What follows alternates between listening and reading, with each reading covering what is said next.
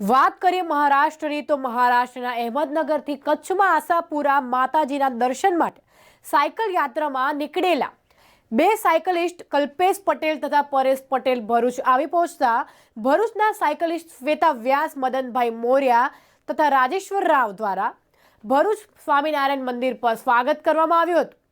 કલ્પેશભાઈ તથા પરેશભાઈ તેમની આ સાયકલ યાત્રા દરમિયાન લગભગ 1200 કિલોમીટર જેટલું સાયકલિંગ કરી કચ્છ આશાપુરા માતાના મઢે આશીર્વાદ લેવા આવી પહોંચ્યા હતા।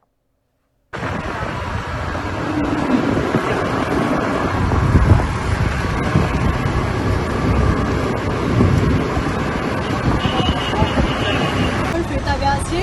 આજે હું અને મારા સાયકલિસ્ટ ભાઈઓ મદન અને રાજેશ્વર ભરૂચ ખાતે સ્વામિનારાયણ મંદિરે કલ્પેશભાઈ અને પરેશભાઈ જે મહારાષ્ટ્રથી આવેલા છે અને લગભગ 1200 કિલોમીટરની સાયકલ યાત્રા કરીને કચ્છ માતાના મઢ જઈ રહ્યા છે। એમનું અમે લોકો ભરૂચમાં આજે સ્વાગત કરીએ છીએ અને એમની આ સાયકલ યાત્રા શુભ રહે એવી અમે લોકો એમને શુભકામના।